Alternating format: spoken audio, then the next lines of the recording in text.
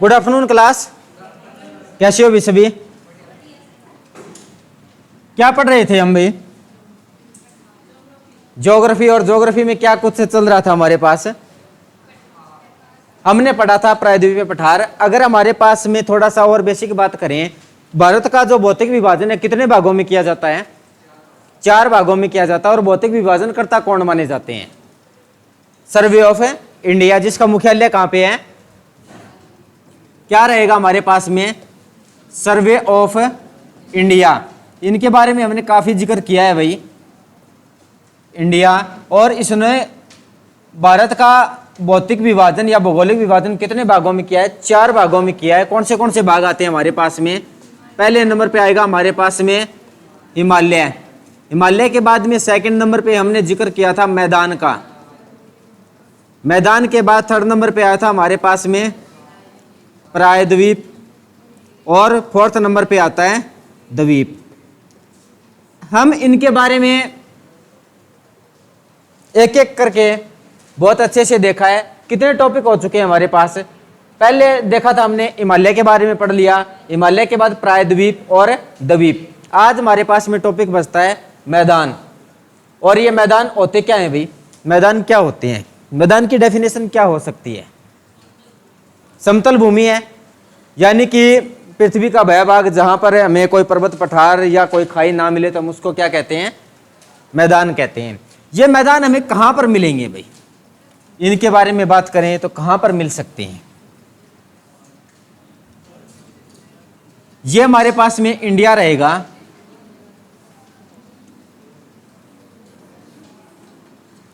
इस प्रकार से। और यहां से जब हम देख पाते हैं कि हमारे पास हिमालय यहां पर था भाई, इस प्रकार से हमने हिमालय के बारे में देखा था। हिमालय, उनका विस्तार में यहीं पर देखने को मिला था। द्वीप थे। द्वीप कहां पर मिले थे? समुद्र में, बंगाल की खाड़ी में और अरब सागर में।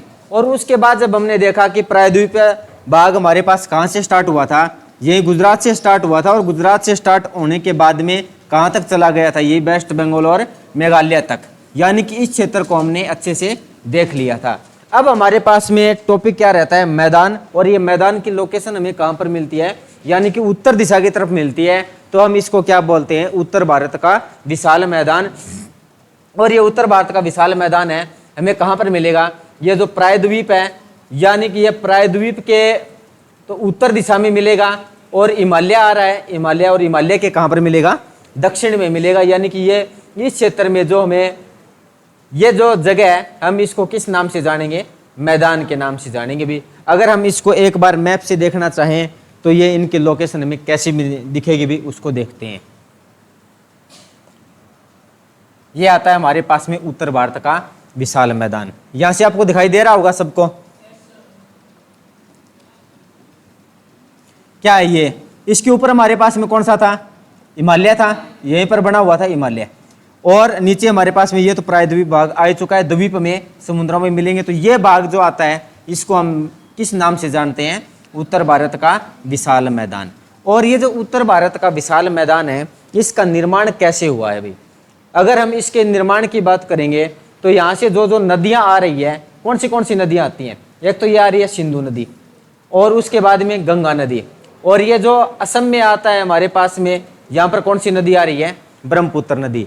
यानी कि उत्तर भारत के विशाल का मैदान गंगा, सिंधु और ब्रह्मपुत्र नदियों ने अपने जलोढ़ निक्षेपों से इसका निर्माण किया है। और इसके क्षेत्रफल की बात करते हैं तो ये लगभग भाई हमारे पास 7 लाख वर्ग किलोमीटर में मिलता है। उत्तर भारत का विशाल मैदान 7 लाख वर्ग किलोमीटर में। और भारत का क्षेत्रफल कितना था? भारत का क्षेत्रफल कितना आता है? 32,87,263 वर्ग किलोमीटर। और ये उत्तर भारत का विशाल मैदान है, ये हमारे पास में 7 लाख वर्ग किलोमीटर में आता है।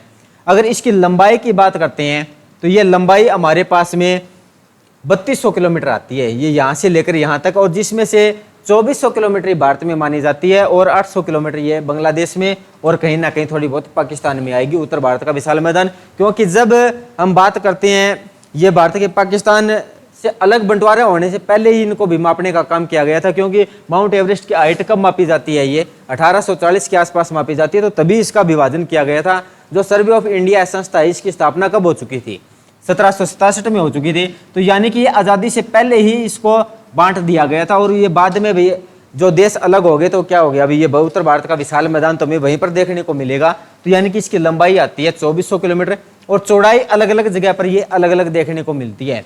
इनकी चौड़ाई 150 से 300 किलोमीटर देखने को मिलेगी, और जबकि ये असम में हमें 90 से 100 किलोमीटर इसकी चौड़ाई देखने को मिलती है, क्योंकि ये क्या है भाई, यहाँ पर भी बिल्कुल कम चौड़ाई का ये मैदान हमें यहाँ पर दिखाई देता है। इससे आगे भी तो चलेंगे तो बीच में तो ये कौन सा देश आ चुका है, बांग्लादेश आ चुका है। यही हमारे पास में आज इसी क्षेत्र के बारे में बात करेंगे भी, क्या क्या चीज़ आती है। तो सबसे पहले डेफिनेशन हेडिंग क्या रहेगी हमारे पास, उत्तर भारत का विशाल मैदान। और उत्तर भारत के विशाल मैदान का निर्माण किसने किया है, ये सिंधु, गंगा और ब्रह्मपुत्र नदियों ने अपने जलोढ़ निक्षेपों से इसका निर्माण किया है। लंबाई की बात करेंगे तो 3200 किलोमीटर आता है, और इसके एरिया की बात करते हैं तो कितना आएगा, 7 लाख वर्ग किलोमीटर में। यहाँ तक किसी को किसी भी प्रकार के डाउट नहीं होना चाहिए। तो हेडिंग डालिए और नोट कीजिए भी, क्या आएगा हमारे पास में, उत्तर भारत का विशाल मैदान। उत्तर भारत का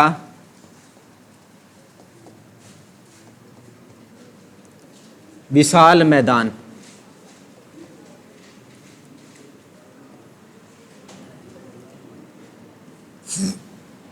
इस मैदान का निर्माण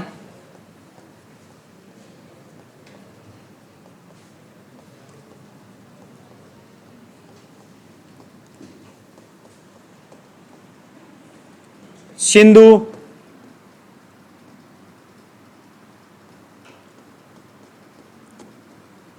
गंगा और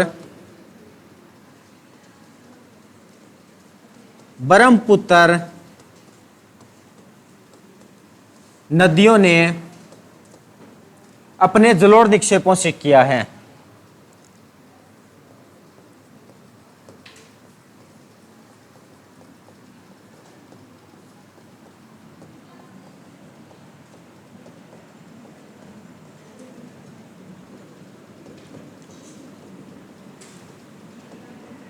अगर इसके लंबाई की बात करते हैं तो कितनी आएगी हमारे पास में, लंबाई आती है 3200 किलोमीटर, और भारत में भी 2400 किलोमीटर है। लेकिन 3200 किलोमीटर याद रख लेना भाई, भारत वाले कोई नहीं पूछता ना, ये 3200 पूछिए, लेकिन भाई पढ़ रहे हैं तो इसके बारे में हमें थोड़ी स्थिति पता होनी चाहिए। फिर इसके एरिया की बात करते हैं तो क्षेत्रफल हमारे पास में कितना आता है, क्षेत्रफल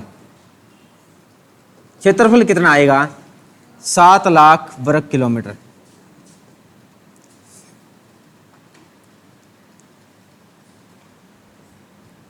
लाख वर्ग किलोमीटर, ये भी हमें पता होना चाहिए भी, 7 लाख वर्ग किलोमीटर। नॉर्मल सी बातें हैं, इनके बारे में बस पता ही होना चाहिए, पूछता तो कोई नहीं है भाई। या फिर हम कह सकते हैं कि लगभग भाई चौथे भाग पर क्या है, भारत के चौथे भाग पर उत्तर भारत का विशाल मैदान है। अब हम बात करेंगे कि जो उत्तर भारत का विशाल मैदान है, हमें यहाँ पर क्या क्या चीज़ें मिलेंगी। क्या ये मैदान है, समतल है, क्या समतल का समतल ही मिलेगा क्या, या क्यों इसमें भी कुछ ऊपर नीचे कुछ चीज़ें मिल सकती हैं, हमें मिलेगी। क्या क्या मिल सकता है इसमें, नदियाँ तो मिलेंगी, चलो ठीक है, हम नदियों का तो जिक्र ही नहीं करेंगे, नदियाँ तो बाद में आएंगी। जो हमें यहाँ पर ये मैदान दिखाई दे रहा है, तो इस मैदान में हमें क्या क्या चीज़ें मिल सकती है अभी, उसके बारे में बात करेंगे। हाँ, उपजाऊ मिट्टी मिलेगी, ठीक है, और क्या मिल सकता है, हाँ क्या मिल सकता है,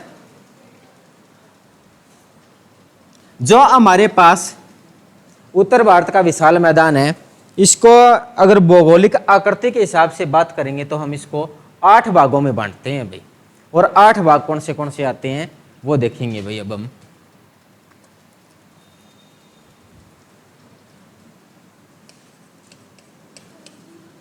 उत्तर भारत के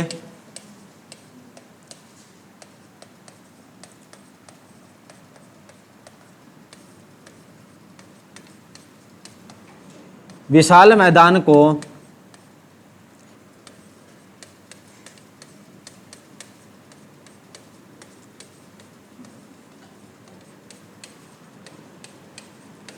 भौगोलिक आकृति के अनुसार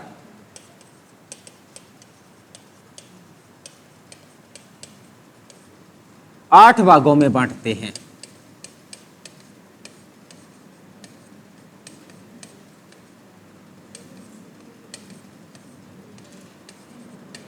कौन से 8 भाग आते हैं, अगर उनका जिक्र करेंगे, आपने नाम सुना होगा पहले नंबर पे बाबर। इसका नाम सुना है बाबर का, बाबर। उसके बाद सेकंड नंबर पे आता है तराई। तराई का नाम सुना है, बाबर, तराई। थर्ड नंबर पे आता है हमारे पास में खादर।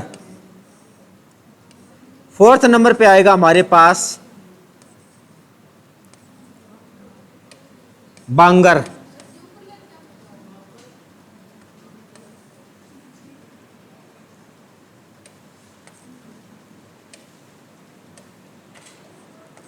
बांगर। फिर हमारे पास 5वें नंबर पे आता है रेह या कलर। छठे नंबर पे हमें मिलेगा एक टाइप आती है भूंड, सुना इसके बारे में। और 7वें नंबर पे आता है हमारे पास में डेल्टा। और 8वें नंबर पे हमें मिलेगा सुकर। ये भाई, इस प्रकार से हम उत्तर भारत के विशाल मैदान को 8 भागों में बांटते हैं। कौन से आते हैं हमारे पास, बाबर आएगा, बाबर के बाद तराई आएगा, खादर आएगा, बांगर आएगा, रेह कलर, छठे नंबर पे बूंद, 7वें पे डेल्टा और 8वें पे सुकर आता है भाई। बाबर क्या होता है भाई, बाबर क्या होता है?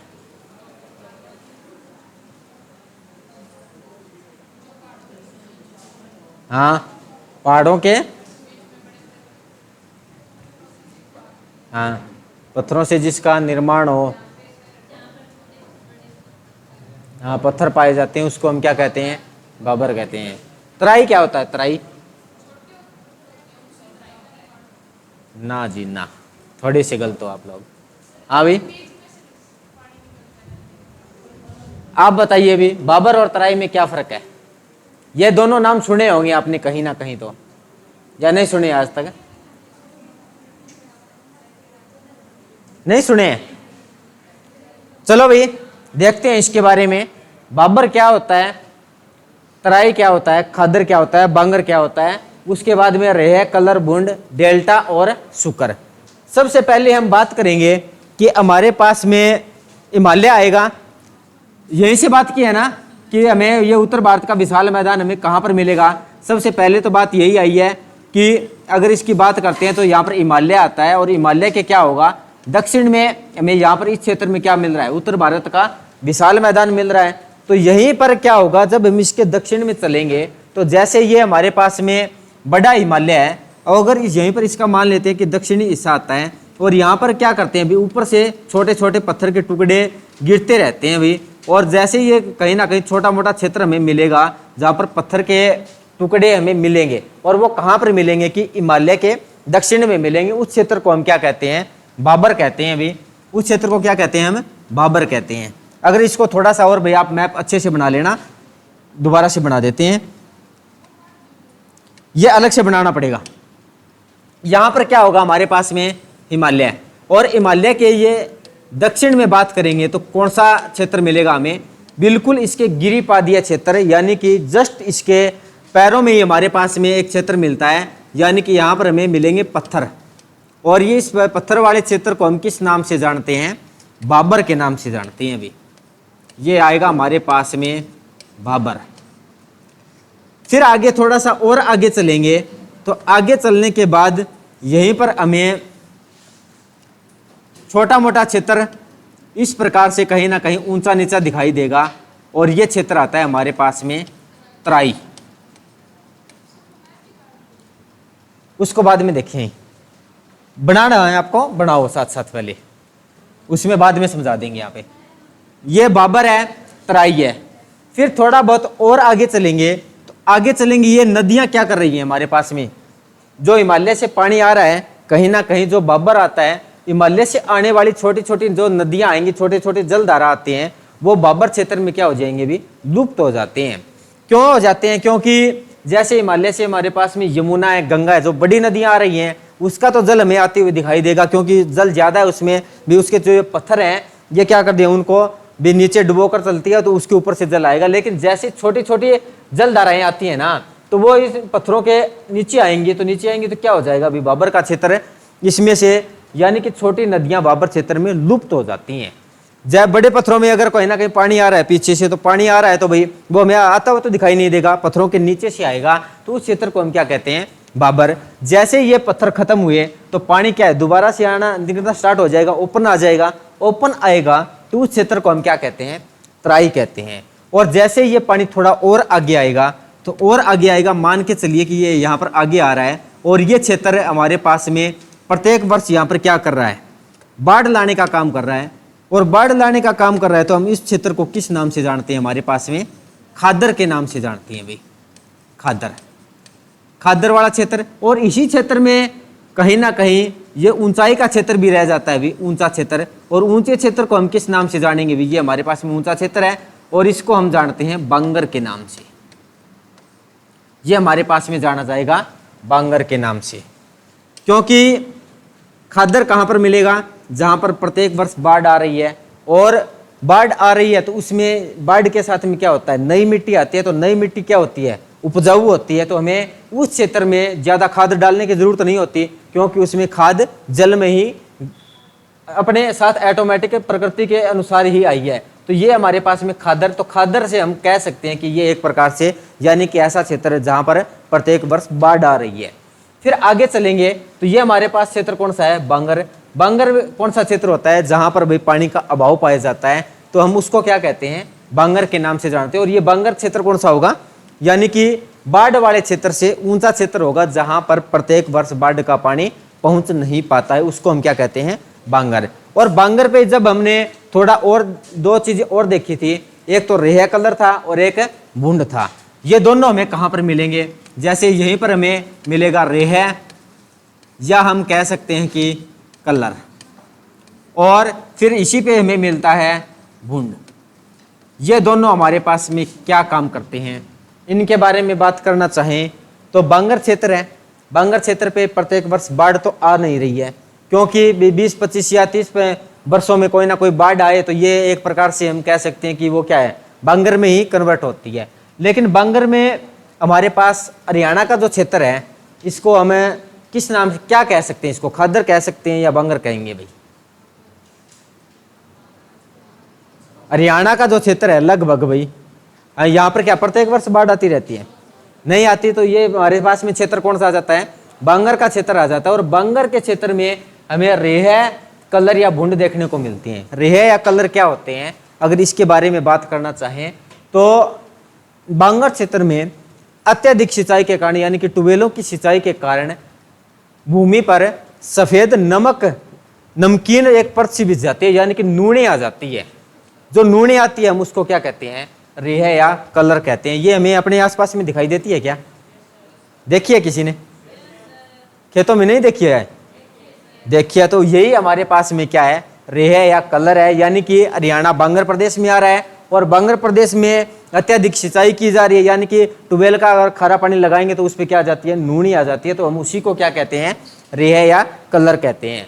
भूंड क्या होते हैं, अगर भूंड के बारे में बात करेंगे तो ये एक प्रकार से जो बांगर क्षेत्र आ रहा है ना, उस पे अपक्षय के कारण या अपर्दन के कारण ऊपर की उपजाऊ मिट्टी क्या हो जाती है, कहीं ना कहीं भी मान लेते हैं कि एक बार बाढ़ आई और उसके बाद में बाढ़ आई नहीं, तो जो ऊपर की उपजाऊ मिट्टी अपने साथ बहा कर ले जाए, और जो उसके बाद में उसके नीचे में कंकड़ पाए जाते हैं, उस क्षेत्र को हम क्या कहते हैं, भूंड कहते हैं। बातें समझ में आ रही है सभी को? बिल्कुल भाई। क्या क्या है, जैसे बाबर है, ये हमें कहाँ पर मिलेगा, हिमालय के दक्षिण में, और हिमालय से आने वाली छोटी नदियां इसमें लुप्त हो जाती हैं। जैसे ही आगे चलेंगे तो तराई में क्या हो जाएगा, छोटी नदियां पुनः से जीवित हो जाएंगी। ये छोटी नदियां और आगे जब थोड़ा सा और नीचे आएंगी हिमालय से, तो खादर हमारे पास में, जहाँ पर प्रत्येक वर्ष बाढ़ आती है उसको खादर कहते हैं। बांगर, वहां पर भी बाढ़ का पानी, ऊंचाई के कारण बाढ़ का पानी पहुंच नहीं पाता, उसको हम बांगर कहते हैं। सिंपल सी बात है। और उसी पर हमारे पास में क्या पाया जाता है, रेह कलर यानी कि सफेद नमकीन जैसी परत में पाई जाती है, उसको हम रेह या कलर कहते हैं। भूंड क्या होगा कि एक प्रकार से उपजाऊ मिट्टी क्या हो जाना, अपेक्षा होना या नष्ट होना, और उसके नीचे कंकड़ पाए जाना, उसको हम क्या कहते हैं, भूंड कहते हैं। जब ये ऊंचाई क्षेत्र है और यही पानी जब और आगे जाएगा हमारे पास में और समुद्र में गिरेगा, तो उस जगह पर हमें क्या पाया जाता है भाई, उस जगह पर हमें क्या मिलता है, यानी कि ये क्षेत्र इतना बड़ा हो चुका है ये खादर वाला, और आगे चलेंगे तो हमें इसी क्षेत्र में क्या मिलेगा, थोड़ा बहुत इसके एंड में हमें यहां पर मिलता है डेल्टा। डेल्टा, और ये डेल्टा क्या होता है भाई, डेल्टा क्योंकि इसका निर्माण किसने किया है, उत्तर भारत का जो विशाल मैदान है नदियों ने किया है, और जो नदियां जब हमारे पास समुद्र के में एंट्री करेगी यानी कि मुहाने पर पहुंचेगी, तो उस समय क्या होगा भाई, एक डेल्टा का निर्माण करते हैं। और डेल्टा होता क्या है कि नदियों द्वारा लाया गया अवसाद और समुद्र के मुहाने पर जमा होना क्या कहलाता है, डेल्टा कहलाता है। और यहाँ पर भाई ये विश्व का सबसे बड़ा डेल्टा हमें कहाँ पर देखने को मिलता है, यही अपने भारत में ही, ये वेस्ट बंगाल और बांग्लादेश के बॉर्डर पे सुंदरबन का डेल्टा विश्व का सबसे बड़ा डेल्टा है। यही बात आ रही है, यही हमारे पास में उत्तर भारत का विशाल मैदान है। ये मैप बना लिया विश्व ने, चलो जी ठीक है जी, रहता है। शुक्र नहीं आएगा, इसमें एक टाइप है उसके बारे में कोई नहीं पूछता, शुक्र के बारे में साथ ही आएंगे मुख्य रूप से, और इन्हीं से एग्जाम में पूछा जाता है।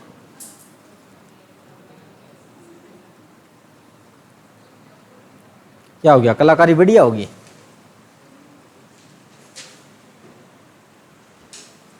चलो भाई इसको थोड़ा सा एक गूगल मैप की सहायता से देखते हैं। यही दिखाया जाता है हमारे पास में, क्या आएगा कि ये तो हमारे पास में हिमालय है, और हिमालय के जस्ट गिरिपादीय क्षेत्र में हमें क्या पाया जाता है, बाबर पाया जाता है, यानी कि ये पत्थर से पड़े हुए हैं यहाँ पे। उसके बाद में क्या आ जाता है, तराई आएगा, तराई के बाद में ये बांगर और ये खादर। बांगर वाला क्षेत्र में ऊंचा दिखाई दिया है, और खादर वाला यहाँ पर ये यानी कि जल आ रहा है, और उसी पर भी ये दो चार चीजें और आनी चाहिए थी, भी बूंद रही है कलर, और उसके बाद में ये पानी आगे जाएगा तो हमें डेल्टा में कन्वर्ट हो जाएगा भाई। यही चीजें आ रही हैं इसी में, यानी कि पहले वाला मैप बना लिया है तो वही वो बेस्ट है उसमें। अब हम बात करेंगे आगे भाई, टॉपिक हमारे पास में पहला कौन सा रहेगा, बाबर, और इसका विस्तार हमें कहां से कहां तक देखने को मिलता है भाई। बाबर ये हमें कहां पर मिलेगा, हिमालय के या शिवालिक के दक्षिण में गिरिपादीय क्षेत्र है, और ये हमारे पास में सिंधु नदी से लेकर कोसी नदी तक इसका विस्तार है, और 8 किलोमीटर चौड़ी पट्टी के रूप में फैला हुआ है, और जिसमें हमें छोटे बड़े पत्थर पाए जाते हैं भाई। सिंपल सी बात यही होगा, क्या रहेगा हमारे पास में, शिवालिक के दक्षिण में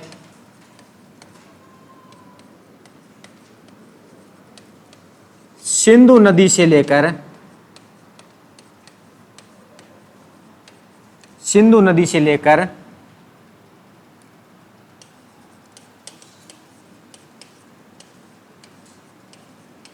कोसी नदी तक 8 किलोमीटर चौड़ी पट्टी के रूप में फैला हुआ है।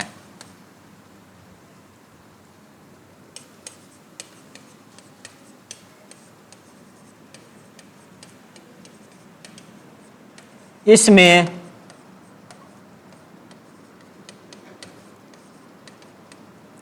छोटे बड़े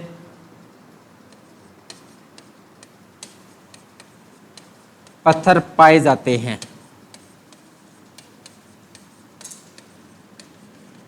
और क्या विशेषता रहेगी, इस क्षेत्र में हिमालय से आने वाली छोटी नदियां लुप्त हो जाती हैं। तीस्ता आएगी, काशी,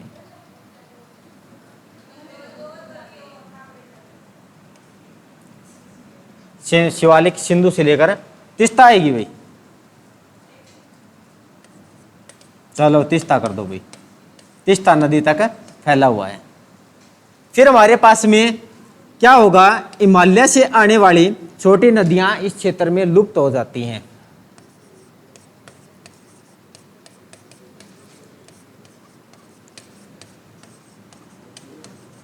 हिमालय से आने वाली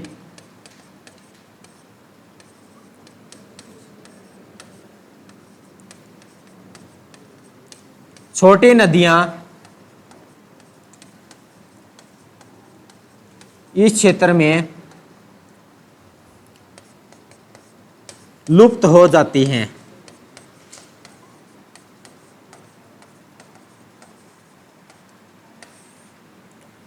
यह प्रश्न पूछा जाता है भाई। ऊपर वाले चीज आपको याद रख पाते हो तो भी ठीक है, ना रख पाते हो तो भी ठीक है, लेकिन प्रश्न ये पूछा जाएगा कि बाबर क्षेत्र कौन सा होता है, यानी कि हिमालय से आने वाली छोटी नदियां इस क्षेत्र में लुप्त हो जाती हैं। और इस क्षेत्र में छोटे और बड़े पत्थर पाए जाते हैं। ये कृषि के लिए उपयोगी है या अनुपयोगी पाया जाएगा भाई? अनुपयोगी है। यह क्षेत्र कृषि के लिए अनुपयोगी है भाई। इसके बारे में बस पता ही होना चाहिए। यह क्षेत्र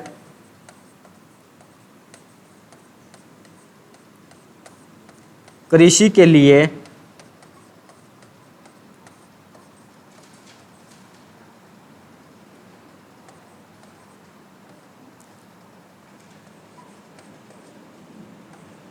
अनुपयोगी है।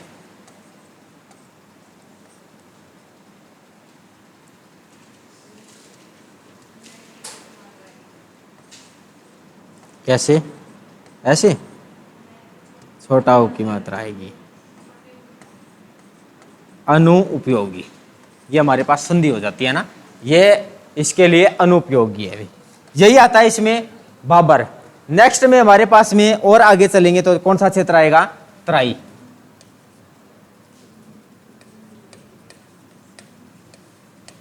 ये में कहां पर पाया जाएगा? बाबर के दक्षिण में। यह क्षेत्र क्या है? बाबर के दक्षिण में स्थित है और बाबर की लुप्त नदियां इस क्षेत्र में जीवित हो जाती हैं। यह प्रश्न पूछा जाता है अभी। बाबर के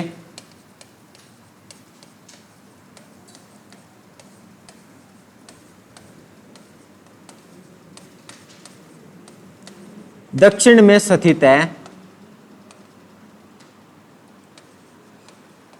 इस क्षेत्र में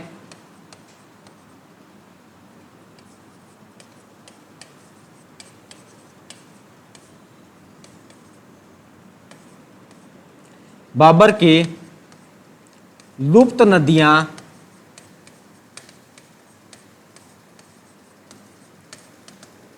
पुनः से जीवित हो जाती हैं। पुनः से जीवित हो जाती हैं।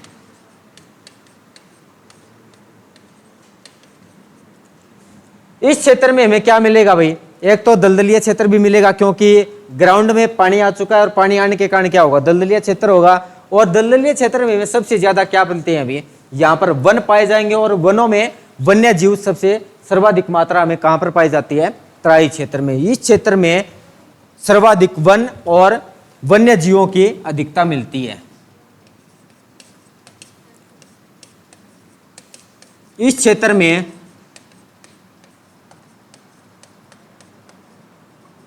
सर्वाधिक वन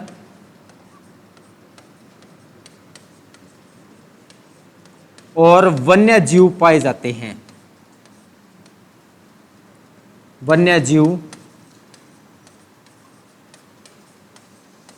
पाए जाते हैं। एक बात और बताना भी, हमारे पास जब हम थोड़ा बहुत हरियाणा को देखते हैं, हरियाणा में सर्वाधिक वन कहां पे पाए जाते हैं? पंचकुला में पाए जाते हैं। और कौन से जिले में पाए जाते हैं भाई? यमुनानगर में पाए जाते हैं। हमारा हरियाणा कुछ इसी प्रकार से रहता है, यानी कि यहीं से आगे जाने के बाद में कुछ पंचकुला वाला।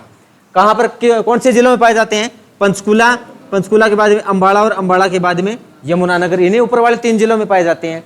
तो ये यहाँ पर वन सर्वाधिक मात्रा में वन पाए जाने का कारण क्या आता है भाई? क्या कारण पाया जाता है?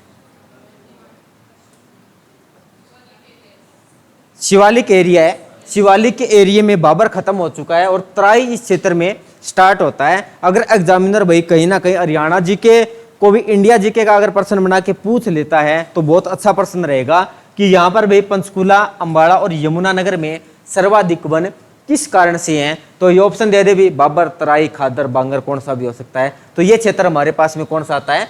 तराई वाला क्षेत्र आता है। और इसी कारण इन्हीं 3 जिलों में क्या है? सर्वाधिक वन पाए जाते हैं। और उसके बाद में तो आगे क्या है, कोई ना कोई खादर या बांगर स्टार्ट हो जाती हैं भाई।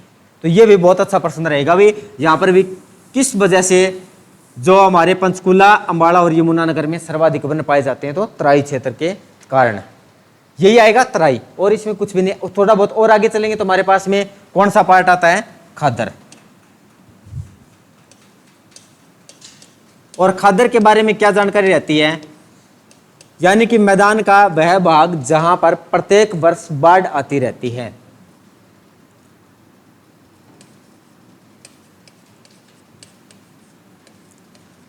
मैदान का वह भाग जहां प्रत्येक वर्ष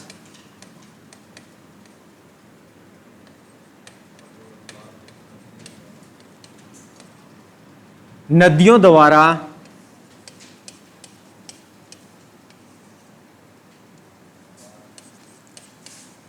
बाढ़ लाई जाती है।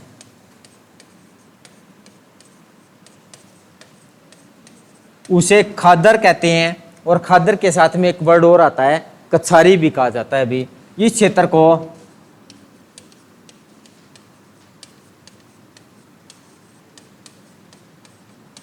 खादर या कछारी भूमि कहा जाता है।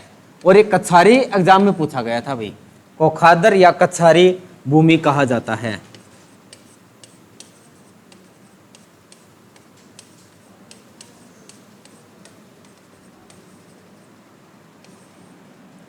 और इस क्षेत्र में हमें क्या विशेषता मिलेगी भाई, और क्या विशेषता मिल सकती है, जहां पर प्रत्येक वर्ष बाढ़ आती है।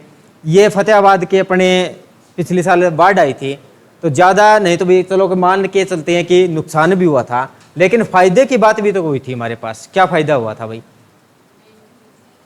नई मिट्टी आ गई थी। नई मिट्टी के बाद में एक दो फायदा और क्या हुआ था, हाँ भी, और क्या फायदा हुआ था, चौवा ऊंचा आ गया। मेन बात यही है। तो इसी क्षेत्र में क्या होता है, बाढ़ आने की वजह से भूमिगत जल क्या है, ये क्षेत्र भूमिगत जल का उत्तम संग्राहक माना जाता है। यानी कि इस क्षेत्र में जो भूमि का जल स्तर है, ये हमें ऊंचा ही मिलेगा भी, नीचा नहीं मिलेगा। यह क्षेत्र भूमिगत जल का उत्तम संग्राहक है।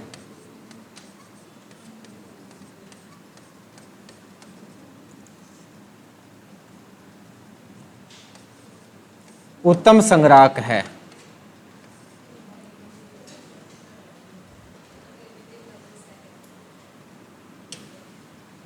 यह क्षेत्र भूमिगत जल का उत्तम संग्राहक है। यही बात आती है। इसी क्षेत्र को हम क्या कह सकते हैं, थोड़ा बहुत अभी कांप का प्रदेश भी कह सकते हैं। उसके बारे में कोई ज्यादा खास जानकारी नहीं है, लेकिन प्रश्न ये पूछे जाते हैं, जो खादर क्या होता है, जहां पर प्रत्येक वर्ष बाढ़ का पानी पहुंचता है, उसे खादर कहते हैं। और इसे खादर जो क्षेत्र है, इसका एक अन्य नाम भी आता है, कौन सा आएगा, कछारी भूमि भी कहा जाता है। और यह क्षेत्र भूमिगत जल का उत्तम संग्राहक माना जाता है। यानी कि यहाँ पर भूमिगत जल यानी कि जल स्तर बहुत ऊंचा है।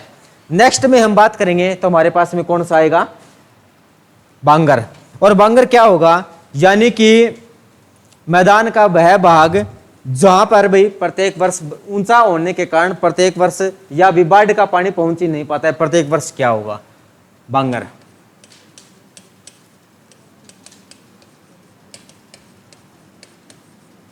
मैदान का वह भाग जहां बाढ़ का पानी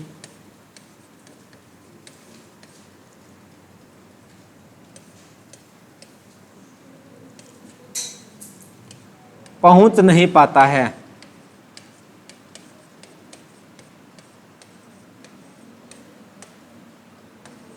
उसे क्या कहते हैं अभी, उसे बांगर कहते हैं, उसे बांगर कहा जाता है।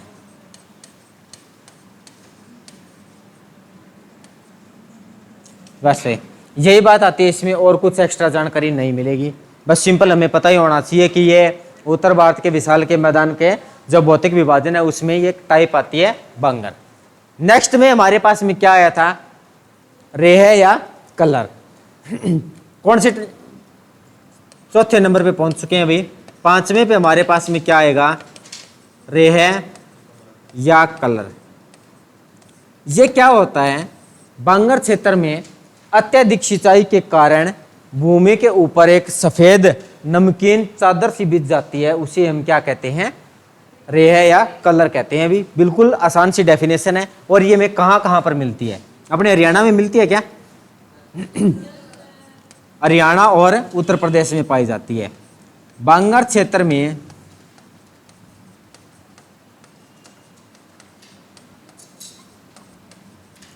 अत्यधिक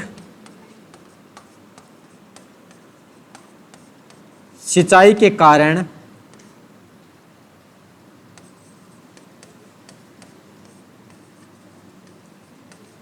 भूमि पर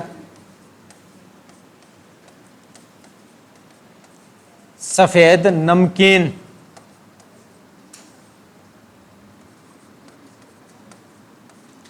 चादर बिछ जाती है।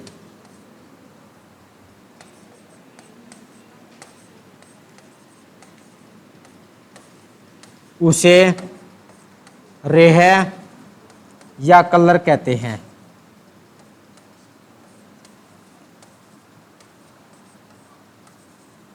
यह क्षेत्र हरियाणा और उत्तर प्रदेश में पाया जाता है। अभी यह क्षेत्र हरियाणा और यूपी में मिलता है।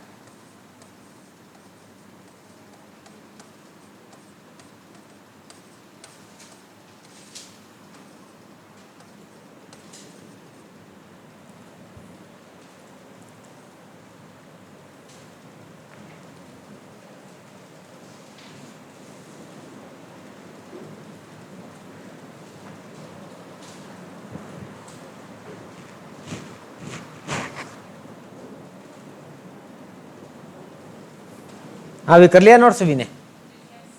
नेक्स्ट में हमारे पास में कौन सी टाइप आती है, भूंड।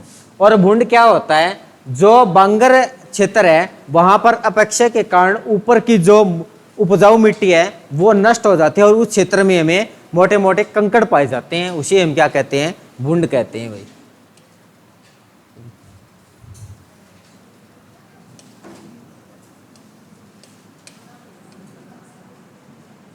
भूंड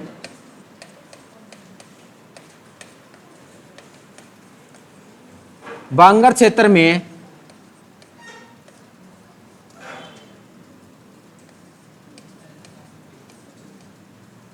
ऊपर की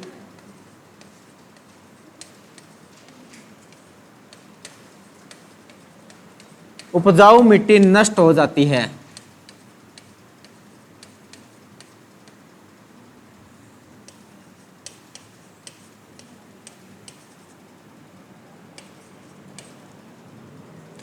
इस क्षेत्र में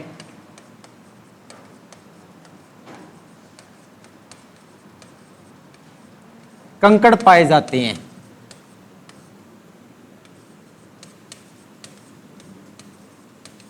यही बात आएगी। और यह क्षेत्र में कहां पर मिलेगा, एक जगह आती है मुरादाबाद और एक आएगी बिजनौर, ये दोनों के दोनों यूपी में है।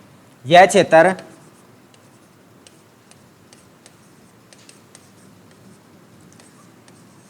यूपी के मुरादाबाद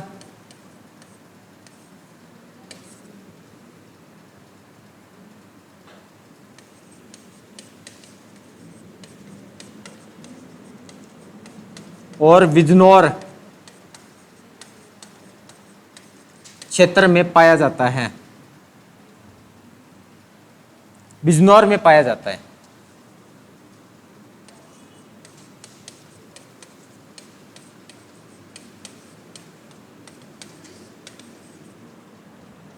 ये भी बिल्कुल आसान है अभी, कोई मुश्किल वाली बात नहीं है इसमें भी, कि हमारे पास में जो रेह कलर और भूंड दोनों के दोनों कहां पर मिलेंगे, ये बांगर प्रदेश में ही मिलेंगे।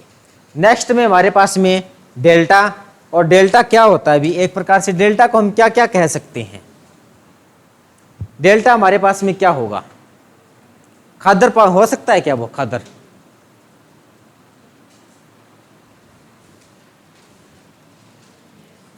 डेल्टा में हमें क्या द्वीप मिल सकते हैं क्या?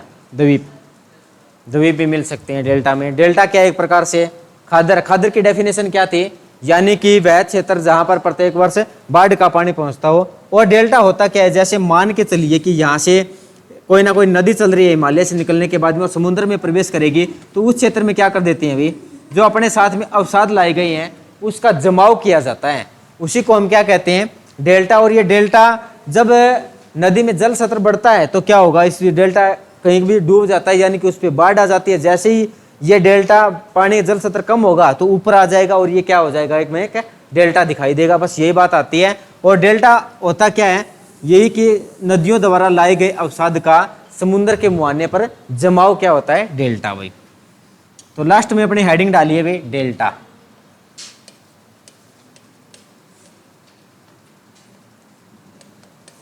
और ये कहां पर मिलेगा भाई? अपने गंगा और ब्रह्मपुत्र नदियों द्वारा पश्चिमी बंगाल और बांग्लादेश की सीमा पर विश्व का सबसे बड़ा डेल्टा सुंदरबन डेल्टा का निर्माण होता है। गंगा और ब्रह्मपुत्र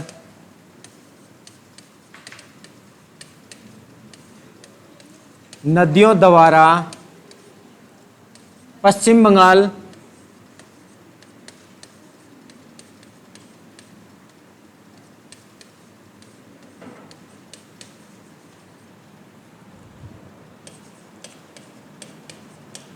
और बांग्लादेश की सीमा पर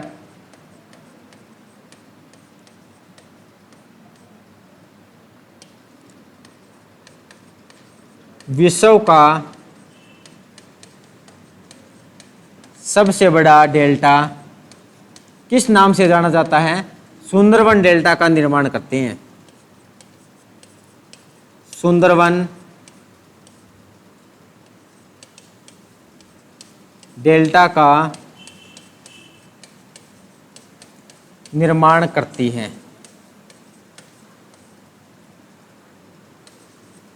यही है।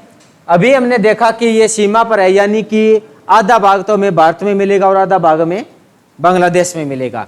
इसके बारे में एक प्रश्न और भी पूछा जाता है कि इस डेल्टा का नया भाग भारत में और प्राचीन भाग बांग्लादेश में आता है भाई, या पुराना भाग बांग्लादेश में होगा।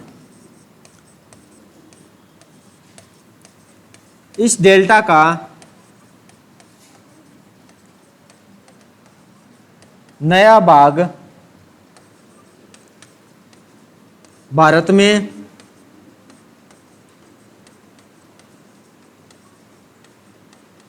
और पुराना भाग बांग्लादेश में मिलता है।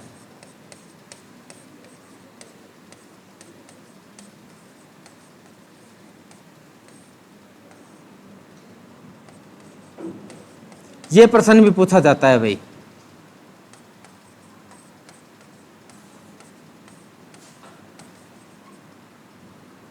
इस डेल्टा का नया भाग भारत में और पुराना भाग बांग्लादेश में मिलेगा। एक बात और बताना भाई आप लोग थोड़ा बहुत अपने विवेक से, क्या डेल्टा में बिल्कुल समतल मिलेगा क्या? क्यों? क्या होता है कि जैसे कोई ना कोई नदी आ रही है, अपने साथ में क्या कर रही है, कोई ना कोई अवसाद ला रही है और ये समुद्र आएगा, उसकी सीमा पर इसका जमाव होगा, तो जमाव होगा तो ये हमें क्या मिलता है? कहीं ना कहीं जैसे ये ऊंचा नीचा तो मिलेगा बिल्कुल कहीं ना कहीं, यानी बिल्कुल एक साथ तो समान तो हमें मिल नहीं, समतल तो हमें मिल नहीं सकता। जो ऊंचा नीचा भाग होता है तो उसको हम किस नाम से जानते हैं भाई? उसको हम किस नाम से जानते हैं? ये भी प्रश्न पूछा गया कि यानी कि डेल्टा, मैदान की बात कर रहे हैं, मैदान में डेल्टा मिलेगा और डेल्टा क्या है? हमें समतल तो मिलता नहीं है, कहीं ना कहीं ऊंचा नीचा जरूर मिलेगा। क्योंकि जैसे ये नदी आ रही है यहाँ पर भाई, अब की बार क्या इन्होंने कुछ एक डेल्टा का निर्माण किया, यहाँ से मान के चलिए यहाँ से ऊंचा है, अगली बार और ज्यादा बाढ़ आई और ये ऊंचाई वाला क्षेत्र है, ये आगे चलकर भाई यहाँ पर ऊंचा हो गया और यहाँ से क्या हो गया? नीचा हो गया। इस प्रकार से ऊंचा नीचा चलता रहता है, क्योंकि प्रत्येक साल बाढ़ आएगी तो भी भूमि का जो समतल मैदान है ये बिल्कुल समतल तो रहेगा नहीं, क्योंकि अवसाद आ रहे हैं, कहीं कम आगे कहीं ज्यादा आगे, तो ये ऊंचा नीचा होता रहता है। और एग्जाम में प्रश्न पूछा गया था कि डेल्टा के उच्च भूमि और निम्न भूमि को किस नाम से जाना जाता है, उसको 4 बिल के नाम से जाना जाता है भाई। डेल्टा के उच्च और निम्न भूमि को क्रमशः हम 4 और बिल के नाम से जानते हैं। यह प्रश्न बहुत बार पूछा जाता है भाई। डेल्टा के उच्च व निम्न भूमि को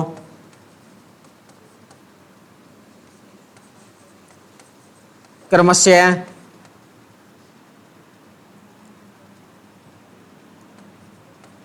चार विल कहते हैं।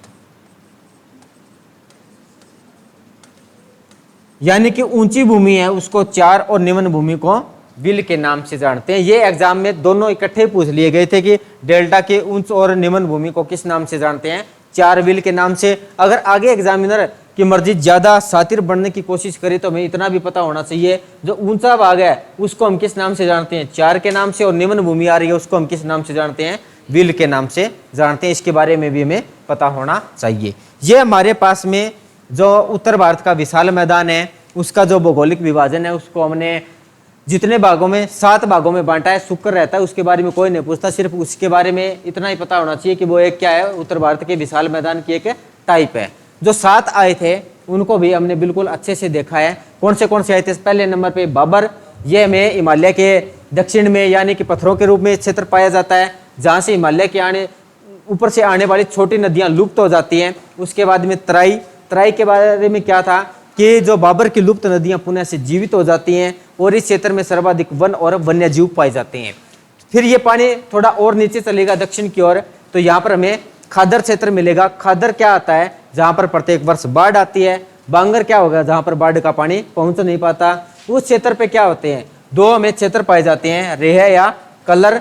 यानी कि रेह और कलर क्या होगा कि बांगर क्षेत्र में ज्यादा सिंचाई होने के कारण जो ऊपर सफेद नमक जैसी परत सी बिछ जाती है उसको हम क्या कहते हैं? रेह कलर। भुंड क्या होगा कि बांगर क्षेत्र की अपेक्षा के कारण ऊपर की उपजाऊ मिट्टी नष्ट हो जाती है और वहां पर हमें कंकड़ पाए जाते हैं तो उसे हम क्या कहते हैं? भुंड। यह मुरादाबाद और बिजनौर में पाया जाएगा।